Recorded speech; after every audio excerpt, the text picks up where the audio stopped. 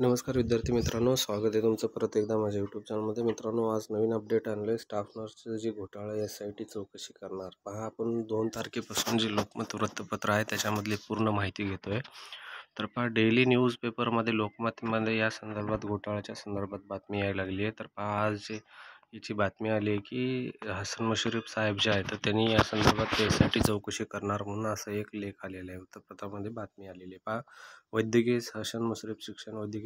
शिक्षण मंत्री हसन मुश्रीफ साहेबांनी माहिती घेऊ असं याच्या संदर्भात सांगितलेलं आहे. पहा, यामध्ये काय सांगितलं आहे, छत्रपती संभाजीनगरमध्ये अपात्र उमेदवारांना स्टाफ नर्स म्हणून शासकीय वैद्यकीय महाविद्यालय व रुग्णालयामध्ये नियुक्ती देणाऱ्याच्या प्रक्रियेचा सखोल माहिती घेतली जाईल म्हणून असं यांनी सांगितलेलं आहे.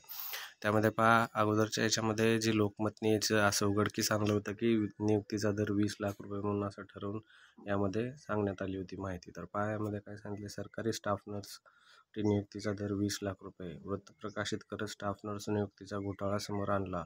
नियुक्तीच्या पैशाच्या व्यवहाराचा कॉल रेकॉर्डिंग पण यामध्ये पूर्ण बाहेर आलेली होती. जी कॉल रेकॉर्डिंग होती त्या संदर्भातली, तर ती पूर्ण बाहेर आलेली आहे. पहा, यामध्ये 8 तारखेचा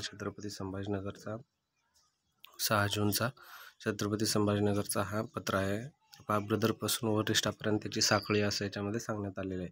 अपात्र उमेदवारांना स्टाफ नर्स म्हणून नियुक्ती देणाऱ्याच्या घोटाळ्यात ब्रदरपासून वरिष्ठ अधिकाऱ्यांची जी काही साखळी आहे त्यामध्ये आता प्रकरण पूर्ण चिघळलेलं आहे. त्यामध्ये आता SITची चौकशी करणार आहेत असं यामध्ये सांगण्यात आले. याकडे पात्र ठरून नियुक्तीनं अपात्र मिळालेल्या उमेदवारांची चौकशी केली जाणार असं यामध्ये सांगितलेले. पहा, DMR कडून ही चौकशी केली जाणार आहे. तर अशा प्रकारची नवीन बातमी आहे.